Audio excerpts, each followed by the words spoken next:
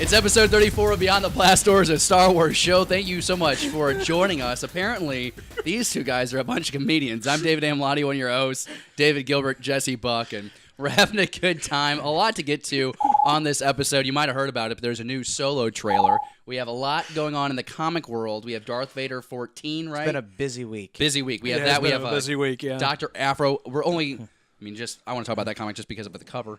And a few more things. We're also doing our very first weekly giveaway this week because our official sponsors, the Fantasy Shop of Maplewood, Missouri, has given us a comic book to raffle off. So we're going to do that giveaway in pages, pixels, and pieces. So be sure you stick with us. When we get to that segment, we'll give you the hashtag that you'll want to comment down below on this video with. So you drop that comment with the hashtag, you're sub to our channel, you are able to enter it for that contest. So without further ado, actually, before we get into the Solo trailer, I do want to bring this up because I think it's funny. There's a story that went around the internet this last week because Mark Hamill did another interview. Mm-hmm. And so what's fun now is Mark clearly does not care about what he says or what Disney would do because he has said... A long list of things, he has said, I don't care if they really bring me back. I was hoping to have a story in this trilogy, but in the original trilogy, that was my story. I had a beginning, middle, and end, and this one I had a beginning and an end.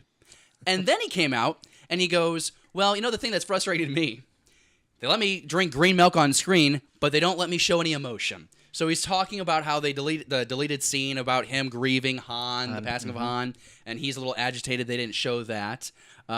What do you guys make of these comments? Is this just Mark Hamill doesn't care anymore, and maybe does this impact whether he comes back or not as a Force Ghost in 9? The thing is Mark is kind of known for being a little bit of a troll, an internet troll. And by troll I mean like somebody who like they like to razz somebody and make some funny comments, sometimes very sarcastic with like an element of truth in there. Okay. So he just seems very agitated. I think he's at the point now where he's done answering the questions and now he's just laying it out there. He's got a star on the Walk of Fame now. What else does he have to wait for? He's a Disney hero. He's got the star. Oh, yeah. I think he's waiting for that Trickster movie. It's only a matter of time before he gets to reprise the role as a trickster on the big screen.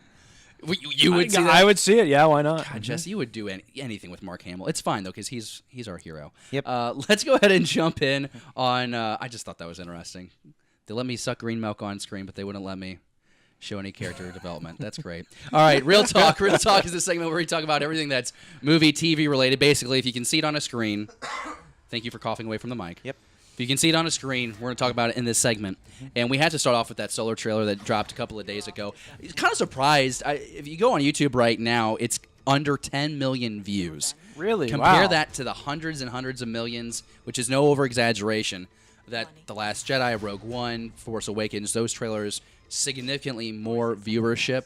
But nonetheless, and we can dive in that in a little bit, but the trailer itself, I think, is solid. I think for anyone who was aware of this movie and unsure if they would be into this movie, they watch this 2-minute, almost 2.5-minute trailer. I think they're on board. David, let's start with you. You see this trailer. Do you watch it once? Do you watch it multiple times? How do you feel about it? I've probably watched it 12.5 times already. This is the first thing that's come out for this movie officially, outside of Ron Howard's tweets, that actually get me excited for the Solo film. Yeah. The teaser trailer I thought was rubbish. The other little teaser we had I thought was just terrible. This is finally something that's starting to get me excited for Solo. I think what's great about this 2.5-minute trailer that we got is the fact that you're finally able to see a little bit more of Alden Ehrenreich as Han Solo, and you're getting a better idea of where we're going in this adventure. Just from the very beginning, that montage we get, this is clearly a Western set in the Star Wars galaxy, which is very in line of what George Lucas kind of envisioned for this space opera in the very beginning. Han Solo's kind of the cowboy. You can tell by the dun-dun, dun-dun in the trailer that it kind of has that Western vibe. The music was better to me. Better than that Blade Runner-esque that we got a couple months ago. Which is still present there at the very end when they do the slate. We're not talking about that. Okay. Yeah. Nope. Okay, that's fine. That's fine. But Jesse, you've watched this trailer too a few times. And what were your thoughts of more of the Alden Ehrenreich performance as Han Solo that you saw in this? I definitely have to agree with David that we had more of a old Western kind of feel. The little like cantina scene with the gambling and everything. There was a few Easter eggs in there. I believe I saw some Mandalorian currency. You did. I would. All right, mark it. 2 minutes into the show. Yeah, 2 minutes in. At the same time, though, we got a lot of like Chewie action too out of this, which was kind of nice. And potentially, I've been trying to catch it, but I've been trying to do this late at night. I think we get another Wookiee, possibly. So at least one more. Yeah, I'm kind of excited about that. Well, my money on that would be Mala, Chewie's wife. Yeah. And we already know that Lumpy from the holiday special is actually canon because Lumpy was was mentioned in the Aftermath novels that Chuck Wendig did. Yeah. So, there are aspects of the holiday special that make sense to be canon. We just don't want that holiday special to be canon. Lumpy? Lumpy. Yeah. Isn't Lumpy Lumpy-aroo? Something Lumpy like, Aroo. yeah. What? Yeah, Lumpy is Lumpy. Chewbacca's son with Mala. Ugh. Malla, I believe. But I think that's who it is because it kind of seems like a very somber scene. And, of course, we only get like 2 seconds of this shot, but it's like Chewie bumping foreheads with her. And I think that's going to be his wife. It'll be curious to see if they do decide to keep his wife named Mala to be kind of in line with the legend stuff. But I think that's what we're going to see here. I think Chewie, I should say, is going to be a standout character in this movie based on what we saw with that trailer. I think you're going to get, how does Han and Chewie meet? How does that life deck get established? Do they meet on Kessel or do they meet on Kashyyyk? Some people are speculating that Kashyyyk is actually that location that you see Chewbacca and Mala. I'm not quite sure. It would make sense that maybe it's an imprisonment camp on Kashyyyk. I know for the last several months we've been assuming that it was just, he's in the spice mines of Kessel as a slave and Han saves him. What are the aesthetics maybe in this trailer that we really latch onto? Because for me, I think it's the second or third shot where it's a tilt up, and Rogue One did the same thing. It's a tilt up, and you see up in the sky a Star Destroyer under construction. And I love that human perspective on the streets of a planet looking up and just seeing that Imperial presence. Yep. Was there anything visually, Jesse, let's start with you, that really caught your eye other than that Mandalorian currency? Again, just that entire scene. You had it was just a room filled with smugglers and bounty hunters. It really gave me that nice. You have Therm Scissor Punch, who is a real character. So that scene just kind Awful of stuck name. with me because that was something that drew me into Star Wars just to begin with, was just that old gritty feel. You pointed out the Star Destroyer, that too. I like seeing that Imperial presence. It kind of makes things a little more gloomy feeling because that the Empire basically just sucks. Right. So Well, I like the Empire. we like them visually and aesthetically, but just in an overall plot story. Well, they did nothing wrong, Jesse. What are you implying? When I look back through this trailer, and I'm kind of cheating now because I'm having it on my screen in a loop right now. I do like the Sabacc scene. I think that's going to be interesting because I want to see that played out on the screen. I think that's a cool element. I also want to know more about Thandie Newton's character because we know very little about her right now. I kind of want to assume that she would be... I always thought that she would be Sana Storos or Sana Solo, a character that we met in the comics. She appeared a few times in the main Star Wars line. She has a past with Han. She's also going to be in the Last Shot novel, which is out on shelves right now, or just about to drop on shelves, I should say. But it's a story that is Han and Kira and apparently Sana in their even younger years, younger than the Solo movie. So be on the lookout for that novel to give you some background. Anything that we see in this trailer that we didn't like? Because aesthetically, it sounds like we like. Were there any I didn't ask you, David. Was there anything aesthetically that caught your eye in this? Nothing really aesthetically I want to talk about, but there's one scene. Yes. I got it pulled up too, and it's about 1 minute and 55 seconds in. Okay, I'm going to go to it. But it's like Chewie picks up a guy and drops him on his head. So, we're not strangers to violence in the Star Wars universe, but this is just more than just slicing off an arm in a cantina. This is more than mowing down hundreds upon hundreds of droids. That's pretty violent. This is not Chewie from Chewie and the Pork No. children's book. Well, maybe this is why you always let the Wookiee win. You just see this, the guy's spine just pop through the top of this guy's skull, because that'd be awesome. But this is going to be really cool if we're getting definitely a lot more of an aggressive, beat 'em up type movie. Yeah. Well, we see Paul Bettany's character for the first time, and I really did think that he was the guy under that mask, that Voss character. I thought he was the one that was with the helmet and he had the feathers and he had all the goons on the desert. That's not Paul Bettany. He just has a lot of he looks like he has slices over his face. So not much action of him, just a close up to give you a visual of what he looks like. But I'm curious to see how big of a threat he is.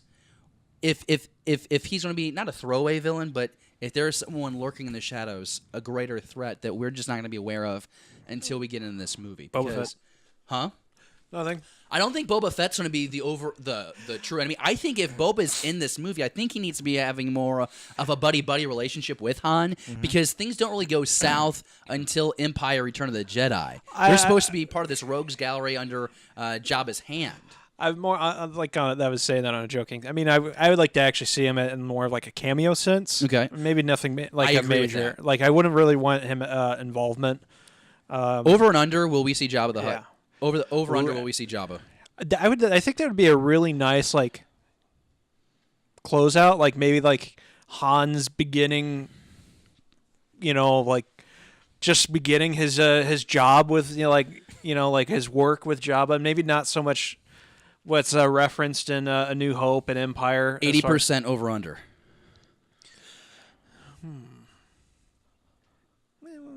80. You got to go over or under. That's how that game works.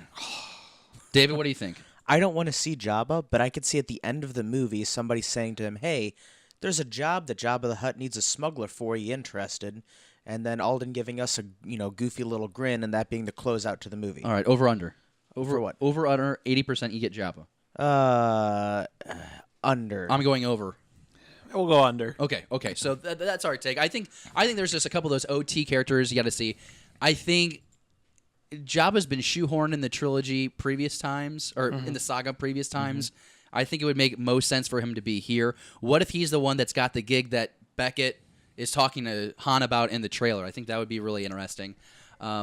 But what I think overall, I think you can watch this trailer and have a lot of excitement for this movie because it shows you, and like the little nuggets, like we see how Han now gets his blaster. Like we know the origins of him getting it. It's a kind of a gift from Beckett. I'm not spoiling anything because we've all hopefully watched the trailer at this point. What? It's a gun. But it's an iconic It's not a weapon. gun. of the It's Star a Wars blaster. saga. You know, that's an iconic moment. You know, there's promotional material recently that shows Kira with the dice. You know, these dice that have become such a thing now in Star Wars storytelling because they were in like a 3-second shot in A New Hope, and then we see them again here in The Last Jedi. Did we see them in A New Hope? Yeah, Chewie bumps his head on him as he gets into the cockpit the first time. Really? Yeah, Yeah, you can look that up. That's fine. It's when they're revving up the Falcon, getting ready to go. I just want to see how this train works. This like upper lower train that seems to be able to rotate on these tracks. Like a train seems. We've seen trains before in Star Wars, but to me, when you have speeders, it just kind of all seems impractical. But it would be interesting to see how that thing works. I think that skirmish is going to be interesting. That ending of the trailer especially is cool when Chewie's like hanging out and Han has to pull him in. That reminds me of the humor in this trailer really quick. Humor, I thought, hit on all cylinders. I enjoyed at the end of the teaser trailer the little bit there with Han saying everything's fine or whatever. They're trying to dodge all the space octopuses or whatever. But there's this one moment in this trailer where Chewie says something and Han's like, what do you know? And then like 2 scenes later, he's like, "You're 190 years old. Since when do you know how to fly?" Wow, do you look good for your age? So like that stuff hit on me, and I really hope that people are looking at this as okay, like that this is going to be a Han Solo. This is a Solo that is 10 years younger than when we first meet him in A New Hope, and just take it for what it is. You do not want a Han Solo impressionist trying to be Han. You don't want a Harrison Ford impressionist trying to be Solo. Just have that spirit of the character. And the more I watch this trailer, the more I really see it. Like I like the idea of a unsure Solo who gains his confidence by doing all these crazy side missions. I'm gonna see this movie with the intent of knowing that there are gonna be things that I'm not going to like, because that's like that with any movie really. It's what can I take? What are the positive things can I take? Is the movie overall positive? Does does it move the lore forward in a great way. And so far, the little tidbits that we've seen, I'm actually pretty confident in it now. I mean, you know how unconfident I was in this film last summer. You would just always. I was sick of talking about this movie, you know.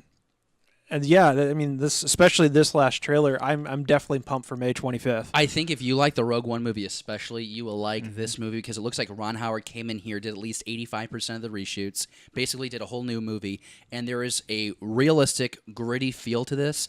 And again, it's a vibe that I think that they got so well accomplished with Rogue One, and it looks like here again with Solo, they got that. Force Awakens, I think, felt kind of like that lived-in world. Yeah. I think when you got to Canto Bight in The Last Jedi and you're like, why am I watching a Harry Potter movie?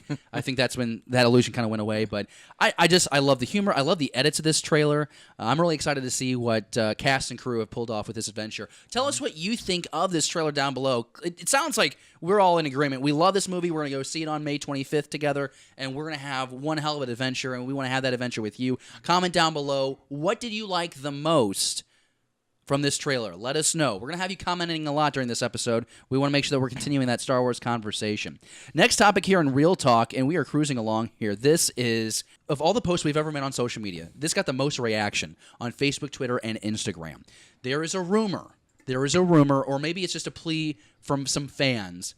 What will happen with Princess Leia in Episode 9? A recent story came out, and everyone was posting about this. The idea of Meryl Streep to play Princess Leia in Episode 9. Very early on in the process, after it was unfortunately confirmed that Carrie Fisher passed, Disney came out and said we would not CGI Leia in that role. She'd either be gone from it or they would have someone maybe step in and portray that character.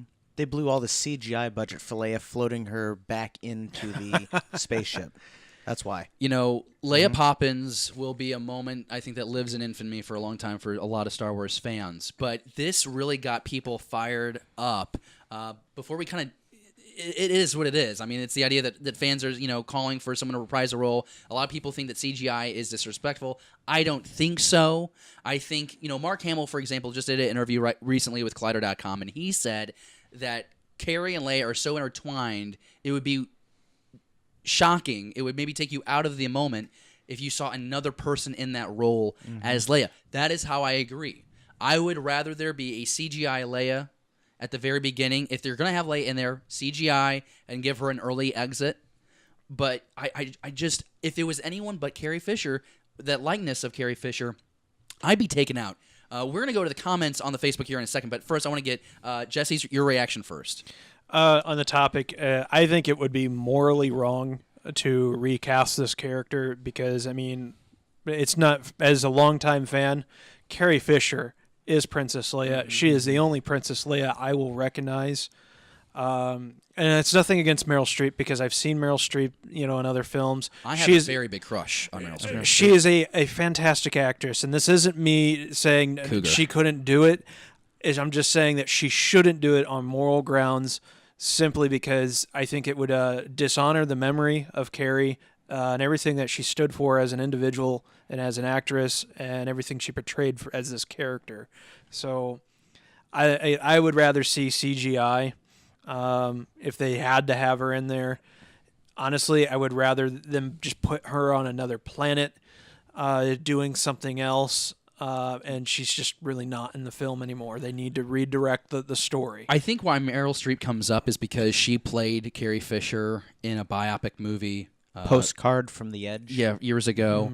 And so, I mean, I will not deny that if you put a Meryl Streep of present compared to a photo of older Carrie Fisher, there is a similar likeness. Yes. I just want Carrie. And I think what's interesting is... I think Baby Bit's a website that I have in the show notes, but there are a lot of different sites that told this story.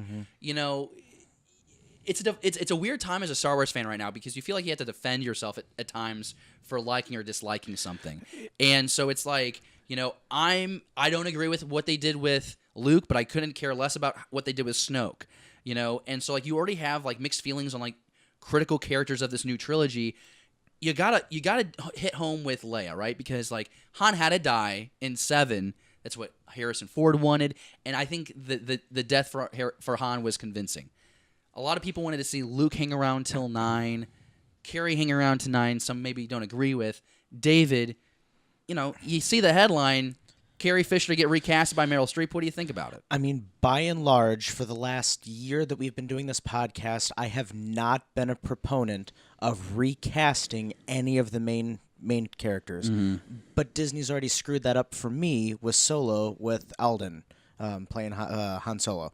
So we've already got this set up now where we're getting other people to play these iconic roles. So it just makes sense that Disney would want to recast this as well. And if they're if they're going to recast it, Meryl Streep would be the person I would want to do it.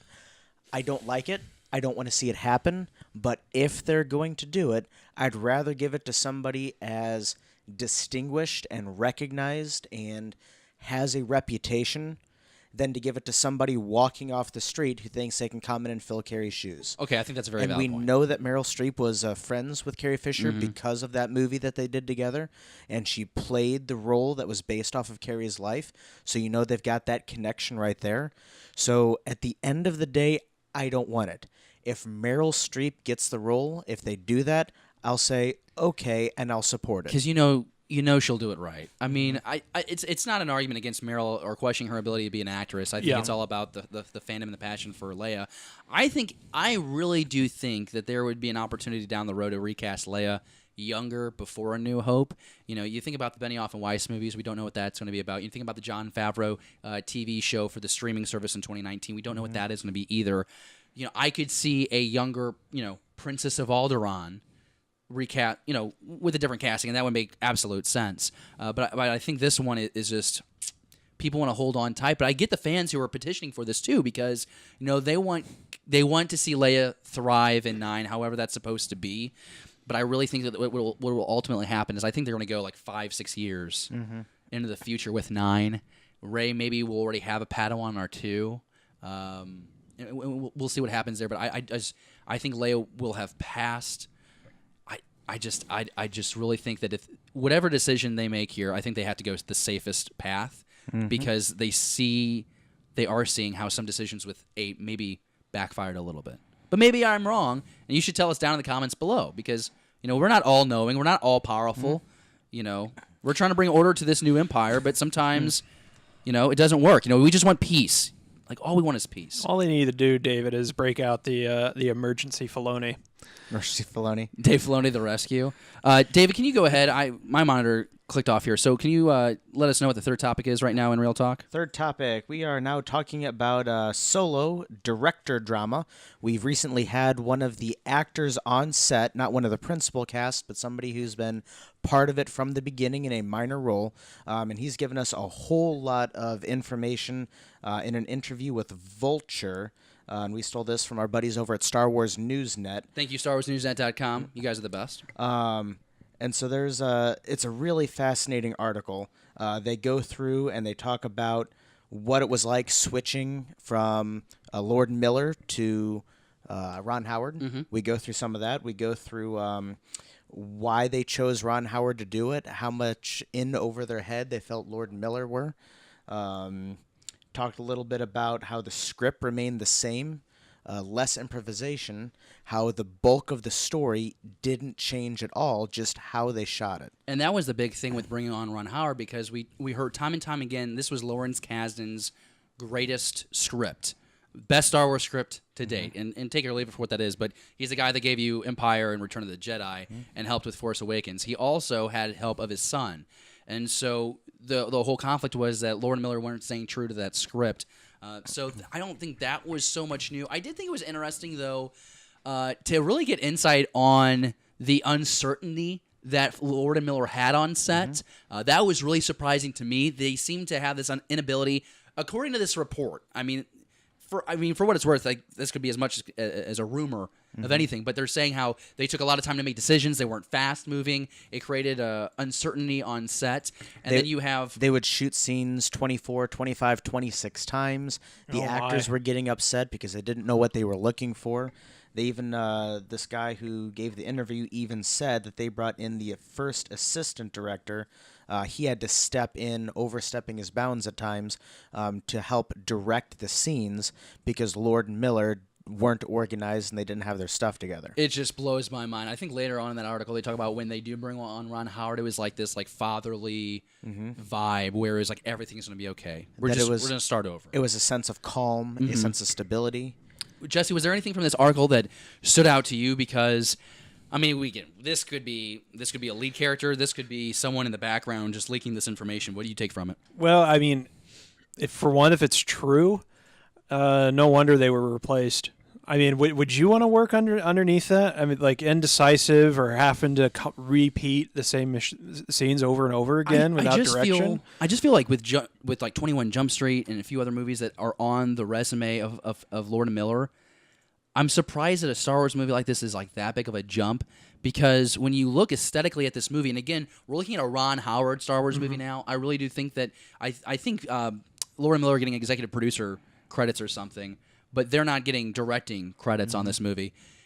It's a Ron Howard movie. There's a lot of medium and tight shots. If you're watching how this thing is constructed, there are some wides, but it's predominantly medium and wides. And they were talking about in this article how they built large sets, but when Ron came on scene, he was a lot more close-ups, using a lot less of those sets. And that's why they had to redo most of the reshoots, not to change the story or the script, but to just film it from a different perspective. It's a big-budget movie, but it seems like it's still a smaller scale. I don't feel like it should have been out of their wheelhouse. But clearly, like you were saying, clearly it was, and it was having an impact on the actors. I mean, I think about Woody Harrelson, the first time he made his appearance on The Tonight Show after filming Wrapped, he did not have much interest at all about discussing that movie, and I think it's because of all the frustration, the confusion there on set. I mean, well, potentially considering that it's a standalone film, he wouldn't be able to just talk about it, all that much. Yeah, but you can, usually when you see these movies, oh man, it was such a great time working with, the director. He really had a great vision, and the cast came together at the right time and told a really great story.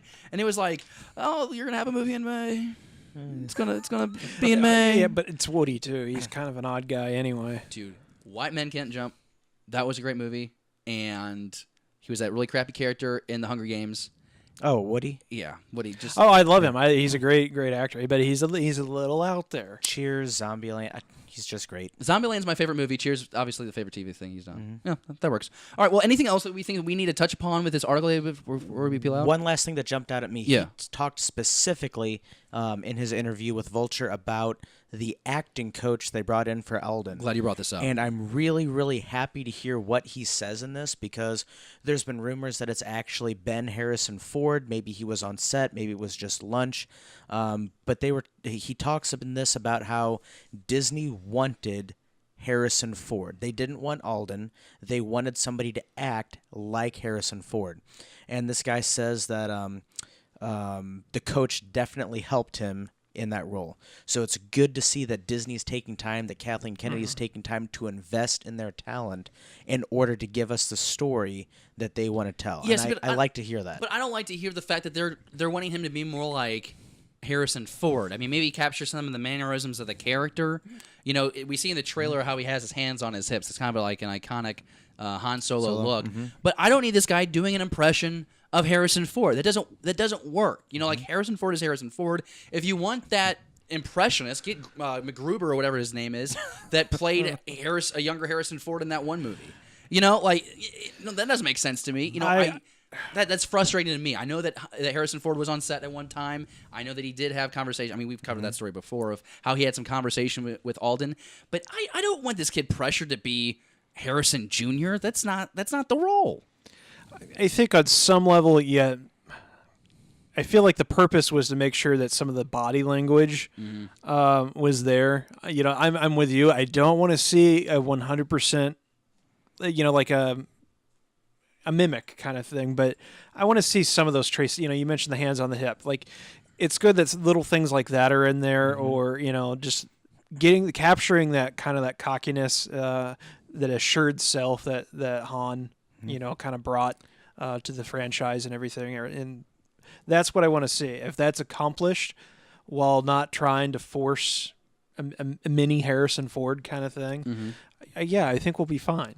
The article says that Trying to mimic Harrison Ford is really tough. Lucasfilm wanted something very specific, copying someone else.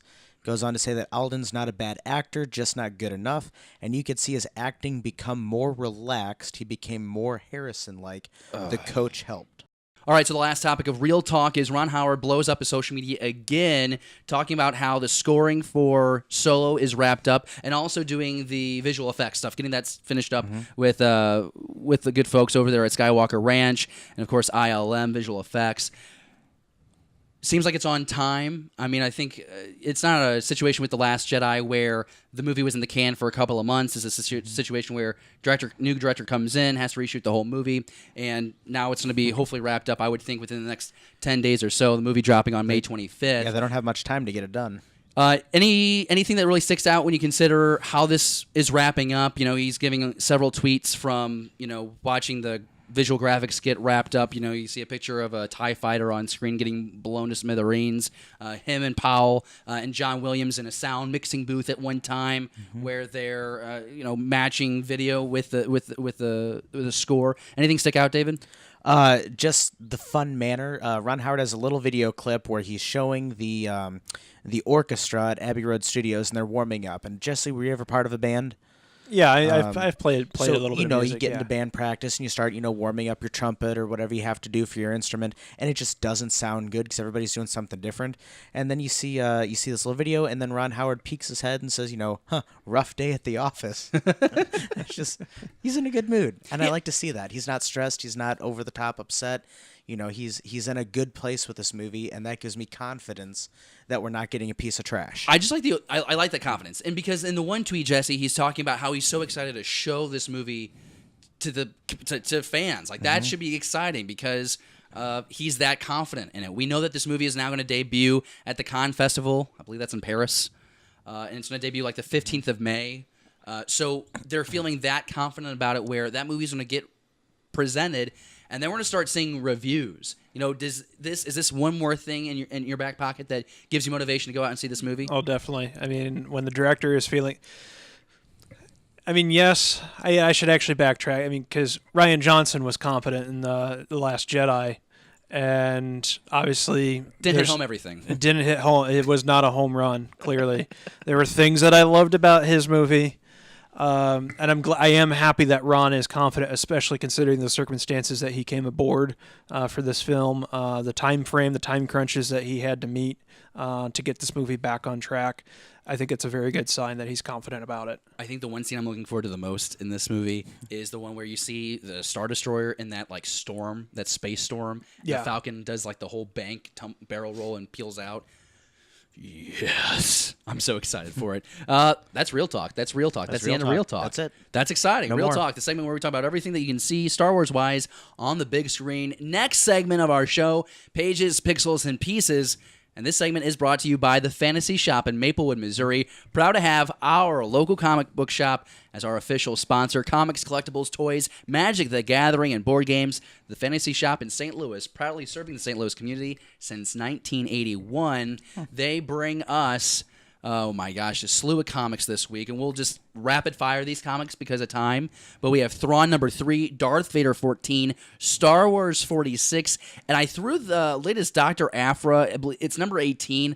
I only mention it because it has our girl Hera on the front cover, front and center with Aphra. I don't follow the series. I'm so happy if you enjoy it. I read it, and it was... What happens in it? I couldn't even tell you. It's just that meh. Okay, well, that cover, though, is worth getting in some Mylar, fullback, frame, do it. It's just good to see that connectivity, right, Jesse? Seeing Hera interact with, Dr. Aphra, who's a brand new character invented in the comic book series, right? Unfortunately, shamefully, I'm kind of behind on the comics this week. And from everything I hear about Doctor, I have no interest in looking at this comic. Just in terms of reading it, it's apparently just not very solid. But I'm happy for the people who do enjoy it because it's definitely pulling in, I think, a newer audience for Star Wars comics, which is exciting. Let's start with Darth Vader number 14 right off the top because wow, this comic, the first panel of it is the Empire just destroying the surface area of Mon Cala. It's beautiful. To give you some perspective on this. perspective on this comic book. Basically, what's going on is the Empire is invading Mon Cala. We kind of talked about this with the last issue, and Vader is now hunting down another Jedi that he believes to be alive. And so there's this attack, and we ultimately find out who the Jedi is. David, how did you feel about the reveal of Jedi Master Bar still alive? So I don't know anything about Jedi Master Bar, so it wasn't an over-the-top reveal for me that I got really giddy and excited about.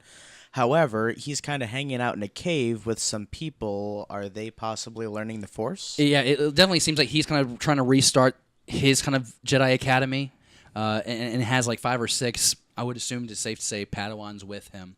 And he kind of goes through and he starts telling them about Anakin Skywalker. Like, he knows Vader's Anakin. He goes through the security tapes from the Jedi Temple. He tells the story of how Anakin was brought into the Order, thought he was to be the savior, ended up falling from grace to evil. And I just thought it was great. If you don't know Jedi Master Bar, he is the Jedi. You see him, I think, briefly in Phantom Menace, but like I think where a lot of fans are going to know him from is that micro series that was on Cartoon Network in 2003. You hear me talk about it all the time. The very first sequence of the very first short there is on Geonosis, and Yoda's leading the attack, and these Jedi starfighters kind of cruise down. Bar is the one in there. He's the one with the horns, and this one horn here is like been like sliced off like by a saber or a blast, but he's missing part of the horn there.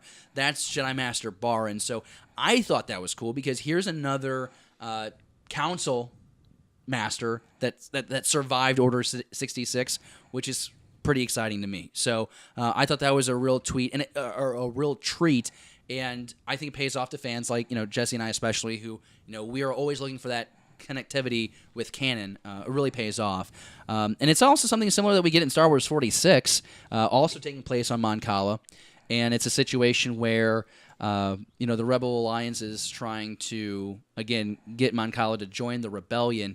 David, do you have a major takeaway from Star Wars 46? Not particularly. I will say that to me the art is getting better, but the faces still want me to like punch something. Yeah, I feel bad because I feel like every week we're talking about how LaRocca just refuses to let go of this likeness style. But the rest of the art to me has been getting better with every issue. Okay. So I don't think it's an issue with his art or his talent. I think it's that they're asking him to put these awful faces. Not to say that Mark Hamill's face is awful, or Carrie Fisher, or Harrison Ford. They just don't look like they should be in a comic. It's a little shocking.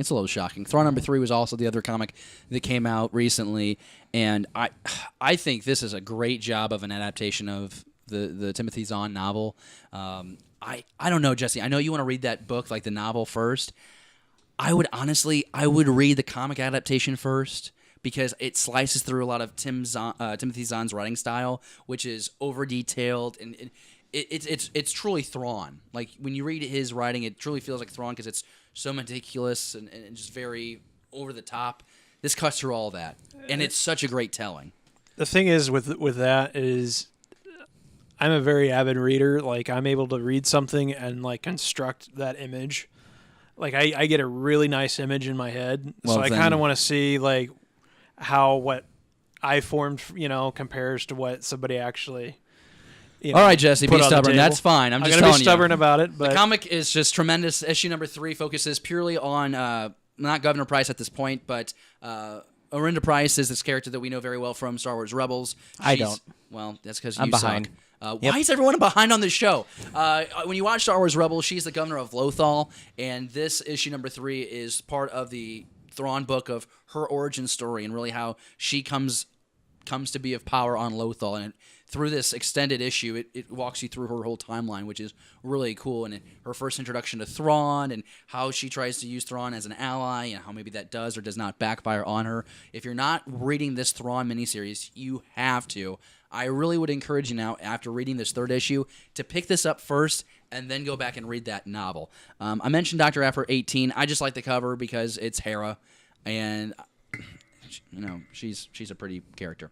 All right, before we go on to the next, because we have Star Wars Most Wanted book description, hints at background of Solo. Before we go on to that, though, we do have the comic book giveaway. So what we have here is the Icon variant comic book, thanks to our good friends over at Maplewood Fantasy Shop, and we're giving this away. So all you have to do to enter to win this comic book, and we'll ship it out to you for free, all you have to do is comment directly below with hashtag... Never tell me the odds. There you go. See, it's very simple. Hashtag never tell me the odds down in the comments below. You have to be subscribed to our YouTube channel in order for you to win this comic book. But what's really exciting is this week we're giving out a variant cover. Next week we could be giving out the entire week's worth of comics. You just never know. So you want to make sure that you stick with us and always look for that weekly giveaway we're doing here on Pages, Pixels, and Pieces. Again, thanks to our sponsor, the Fantasy Shop in Maplewood, Missouri. What do we think about this book description here in this Most Wanted book description for the novel coming out here? Because we're now just kind of within the last 36, 48 hours finding out about all of the Solo merchandise, and here we have a book excerpt. David, what do you think about it? I mean, you're really getting me excited about it. Yeah, I mean, you know me. I don't think that we should have to go into the book series in order to figure out what in the heck is going on in the movies. That being said, this is set before the events of Solo. Kind of focuses on Han and Kira and how they both don't have a whole lot. They take the opportunity to prove themselves in the criminal underbelly. Maybe it'll be interesting. Maybe it'll just be like awful fan fiction. I don't know. I'm probably not going to go out and grab this book. I think the books have been pretty stellar, and honestly, I know we mentioned the novel earlier in the show. You know, you only get Son of Staros in this book. You have the alternate covers. I mean that's pretty cool. I like the artwork just visually of this. You have the Han or the Lando, but you're getting this younger era, and I like it because you're using this book to fill in other gaps. You know, I enjoyed reading Catalyst going into Rogue One. I thought it really enhanced my experience because even though that we know this movie is supposedly, up at that moment in time, so we're going back to 16? At the time we're like, okay, so this movie is going to lead us up to the beginning of A New Hope. But there was so much, especially politically, going on during the time of the movie, that reading Catalyst really enhanced my experience. I'm going to pick up this novel. I'm going to read it going into Solo, because I really think 10 years before A New Hope, that's roughly 8-ish, 9-ish years after Revenge of the Sith, I want to know what's going on with the Galactic Empire. How's the development of the Navy, the Armada in space? What's going on with the rule of the planets? I mean, maybe we get a little of that in that book, or maybe it's like daycare with Baby Solo. I bet he'd be a handful. He just won't sit down, won't stand up, spits out his food. You're not going to get a cookie. Never tell me the odds. Peas on the bushes. All right, so that's going to do it for Pages, Pixels, and Pieces. And again, we want to thank our sponsors one last time because we love them a lot. Maplewood Fantasy Shop. They have been proudly serving the St. Louis area since 1981. I've been a faithful patron of theirs since 2010. 8-year relationship now. This is commitment. Next segment is Blast It or Stash It, and this is a fun Stash It or Blast It, I should say. Fun segment on the show where we talk about things that there sound like really great ideas, or maybe this is an atrocity, and it might be the latter with this first topic here because Laura Dern is bae. I will be honest about it. I have a thing for older women, and she is a beautiful human, very talented, and she recently said in an interview that she believes that Vice Admiral Holdo is force sensitive, so while I tweak my microphone stand, blast or stash it, David. Holdo is force sensitive in the Star Wars galaxy. I think it's a load of bantha fodder. Okay, I like that. I'm gonna blast it. Okay. I don't need Laura Dern to be force sensitive. I don't need Holdo to be having those kinds of feelings, if you will. Maybe she just doesn't know she's force sensitive. I don't know. She can keep that to herself. Jesse, what do you think? Stash it or blast it? Well, there are elements that I liked about the character. Again, Laura Dern, great actress. I'm going to not take Vader's orders to heart, and I'm going to disintegrate this little rumor here. I'm sorry, you're not force sensitive. Not everybody can be a Jedi. I remember there was like some kind of quote about force sensitivity in the Star Wars galaxy when we were gearing up for the Last Jedi. Like, you don't have to be a Jedi to use the Force, and I'm like, yeah. Duh, but in the prime of the Jedi Order, you'd be picked up. You'd be picked up. But in this time period, it makes sense. She's old enough that maybe no. Well, yeah. While Luke is doing his thing, yeah. I mean that's a possibility. Well, I don't really care. I mean, here's a quote from, it was an Entertainment Weekly interview, okay? And she said, after having discussions with director Ryan Johnson and producer Ron Bergman about Holdo's backstory, quote, in their minds and in their understanding of the origin story, we know that she was a true rebel in the resistance, and in our culture, we might have called her a hippie. Based on her hair, I think that's fair. But she was longing for peace and a revolutionary in that way and wanted to be trained by and led by Leia, who taught her everything she knew. She wanted to come up in the ranks and support Leia's mission, but also had this otherworldly side that does involve the Force. So, maybe some people are overreacting to this. Maybe we are. Maybe she's just saying that she has an appreciation for the divinity that is the Force. There were worshipers of the Force. We know Guardians that. of the Will, right? So it'd be kind of interesting. But I think if you take this at face value, the idea of Holdo being Force sensitive, it's just like, man, does everybody here be able to whip that out and be able to use the Force, tap it? Man, I don't know. But you definitely get the sense in Last Jedi, if anything, that they were close, that Holdo and Leia were close. I thought they might have been lovers. I don't know. It's a possibility. It kind of felt flirty. But seeing her Force sensitive, Jesse, I don't know. Do you think it's a little too much for that character? She seems to be able to do it all. I kind of want to draw the line. Great, she's a military officer, good at strategy or something, fine. But you can't give a character everything, and I see this more and more in films and movies where they want a character to be basically the best at everything, and it's like no, they have to have faults, they have to have weaknesses, and this is not just Star Wars. This is all across the board. To me, it disconnects me from the story when a character is too much. Totally fair. Tell us what you think in the comments down below. Do you think it's, stash it or blast it? Laura Dern saying Holdo is one with the Force. Next topic here in Stash It or Blast It. This is pretty interesting, and this is a tangent of more comments from Mark Hamill. Apparently, in George Lucas's sequel trilogy, he had Luke Skywalker dying in 9 and having trained Leia in the ways of the Force, which I think that's safe to assume. I think if you think about it and you think about the treatment and the leaked concept art that we got from George Lucas's time trying to cultivate the ideas for Episode 7, he did have a Padawan. He was training. He was in somewhat of isolation. I can get that. But also some skepticism here about Mark's words. I'm a big fan of Mark. I like to jump on his bandwagon all the time.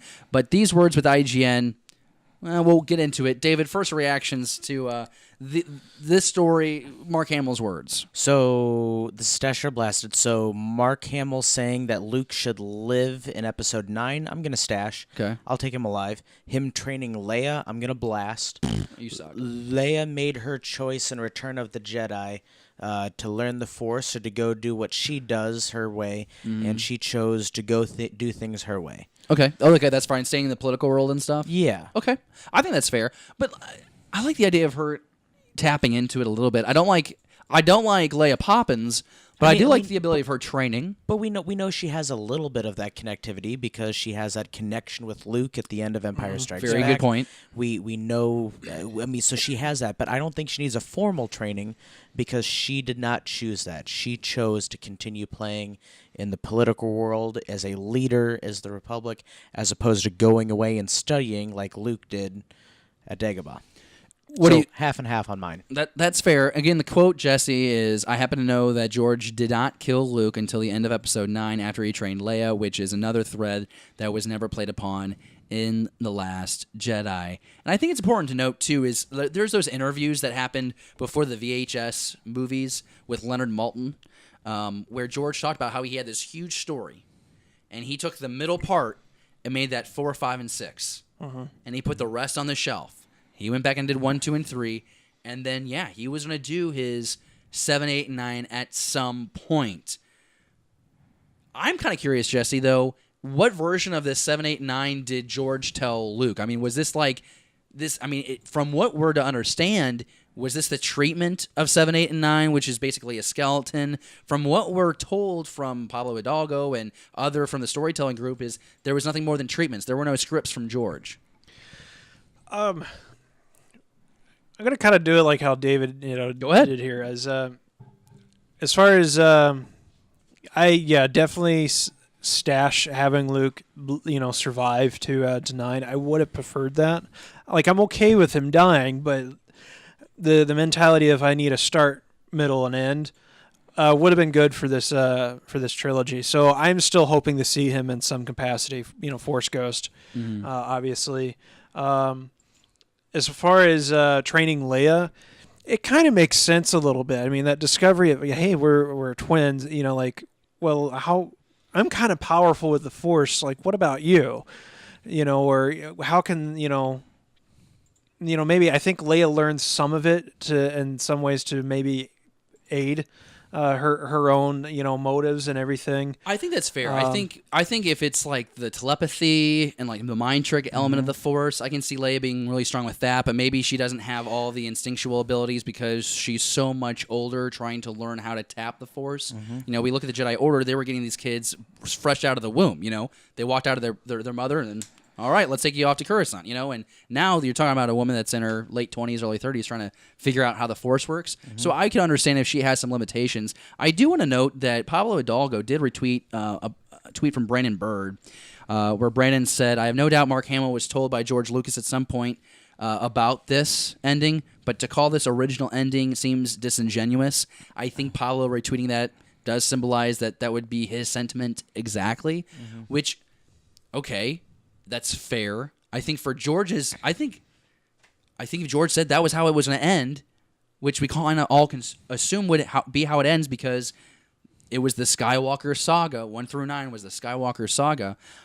It's not the original ending that Disney had planned, and I think that's where we have to keep making the difference here because I think if you go on this path of episodes 1 through 6, okay, there's a fork in the road, or there's a straight path, and then there's this deviation.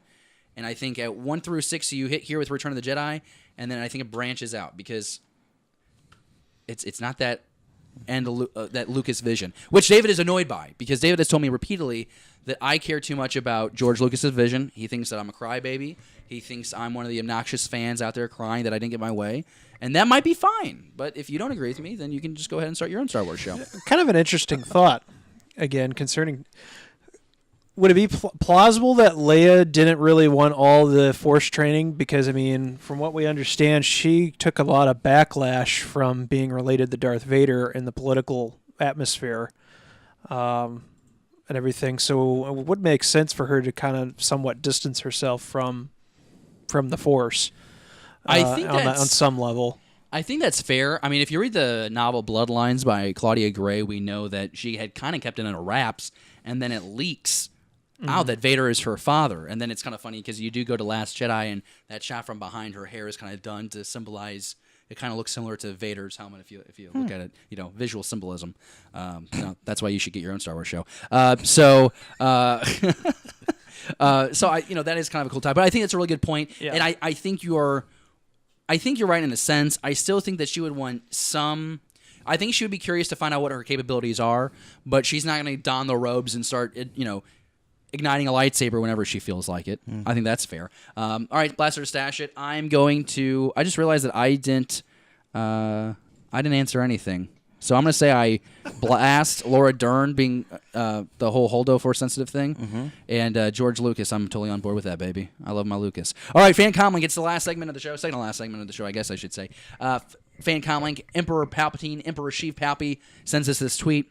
What do you think happened to Commander Cody? I was expecting him to make a return in Star Wars Rebels. So Commander Cody is obviously the guy who hangs out with Obi-Wan on Utapau in Revenge of the Sith. We have no knowledge of Cody in Attack of the Clones, kind of character that was developed out of, Revenge of the Sith, and obviously expanding him in the Clone Wars.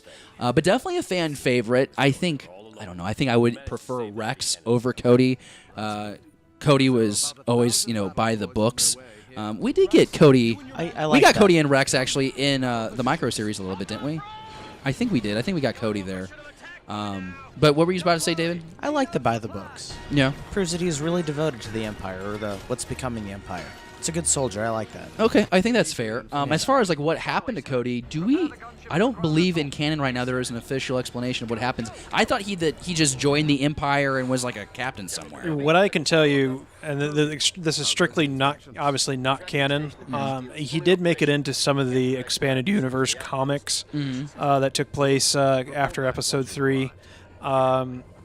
A little bit of backlore. He was in charge of the cloning facility on Camino during Force Unleashed. Wow, that's right. I forgot about that. So again, unfortunately, that game is not considered canon Such a anymore, shame. which is a shame because Sam Witwer, amazing. Right.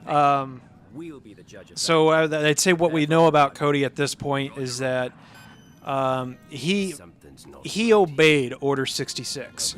Okay, and what we know is Rex and a handful of other clones took the Chips out. and everything, so they didn't obey this order. Cody did. So with that being said, I mean, yeah, he's full on Empire kind of sense. I feel like if he did survive the remaining battles of the Clone Wars, he would have gone on to train troops. And it's kind of like Rex even says in Rebels, because he's got that problem. Like, Cody and I came up with a lot of the code phrases and things that are still in use today. So like, I like to think that if he did survive the Clone Wars, he probably went on to train future generations of stormtroopers. Well, then he should be really embarrassed because those guys can't hit anything. So I mean, it's hard to say. It's unfortunate, that a lot of stuff is just kind of in limbo at this point. Right. Even the internet has actually kind of shown this. Wikipedia actually had this, and I actually had to dig around on this a little bit to actually kind of compile it. Well, we even speculated on the show that we thought that there might be a showdown in season 4 of Rebels between Cody and Rex, because we thought that'd be kind of a fitting end. Because at the time, the rumor of Rex being the older Rebel soldier on the Battle of Endor and Return of the Jedi, that was kind of kiboshed. Like, there was concept art shown at Celebration. They're like, no, that's not really true. And they're like, okay, so then they're gonna have to kill Rex off. They're gonna have to kill off, Rex in this season finale. And they didn't, and we didn't get Cody. So it kind of bummed me out because I thought that would have been a really cool, powerful ending to a relationship that you were aware of if you were really invested in that Star Wars canon. What do you think happened to Commander Cody after the Clone Wars? Let us know down in the comment section below. I would really like to read your theories about that because he's a fan favorite that we really haven't heard from a lot. I like to think that after Utapau, when he mercilessly gunned down Obi-Wan Kenobi, that he spent the rest of his days feeling guilty about it. Oh, that's interesting. Right, like the guilt of like taking out a best friend, but orders are orders. Yeah. Man, that would be really good. You know what would be really cool? If they did like a 501st standalone movie. You know how epic that would be? Yeah, but it wouldn't. Cody wouldn't be a future of it because he was the 212. Well, or like, you know what I'm saying? Like, go back to that era.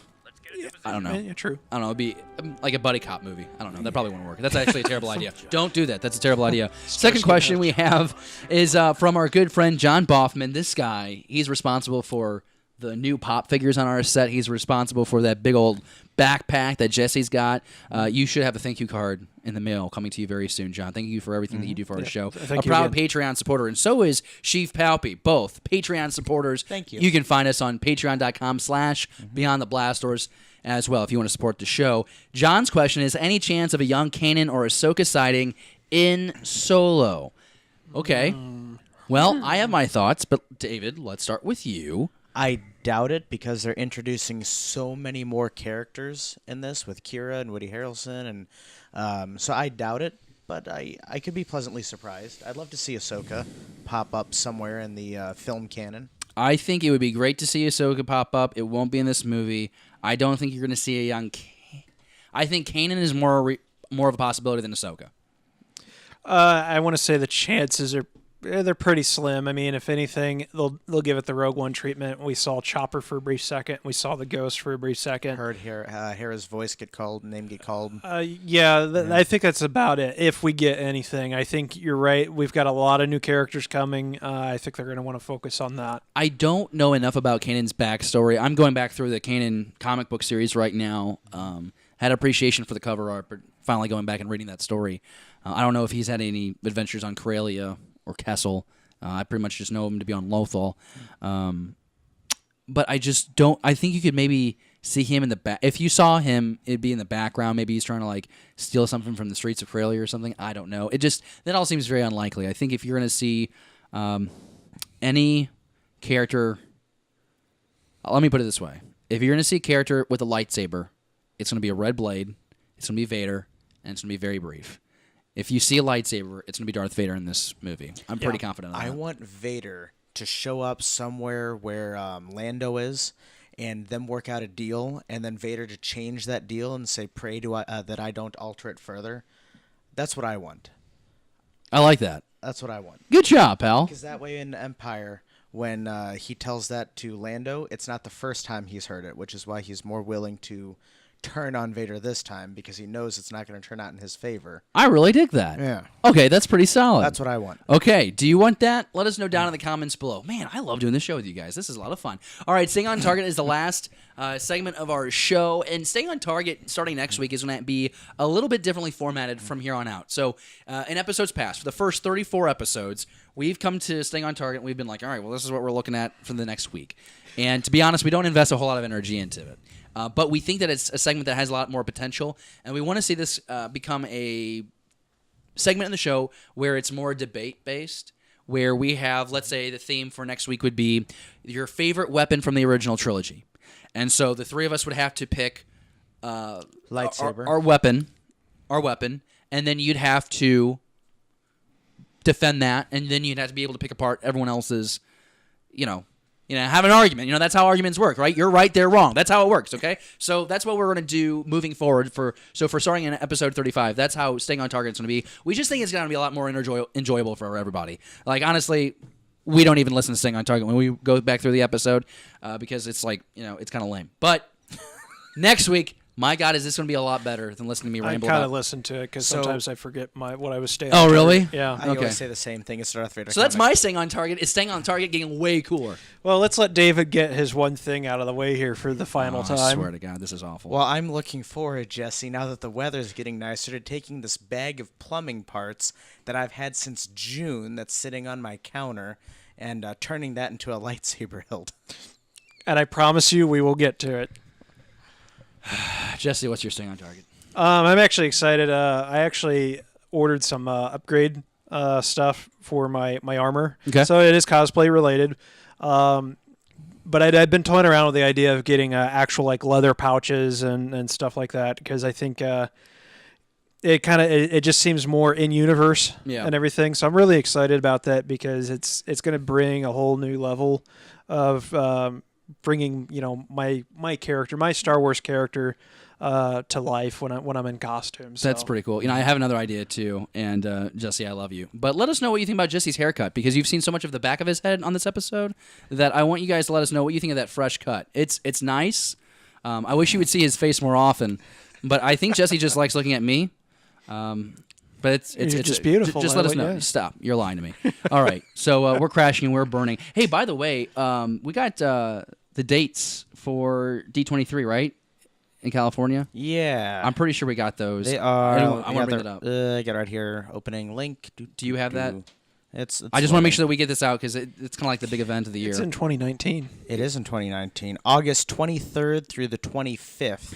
In California. Okay, but we're going to go to Star Wars Wars Celebration, right? Like, is that like you're going to go, right? As long as we can plan it out in advance and we get dates and everything, tickets go quick. We're going. We all know what's going to happen. You and I are going to go. Jesse's going to go. We're going to get round trip tickets. Jesse's not.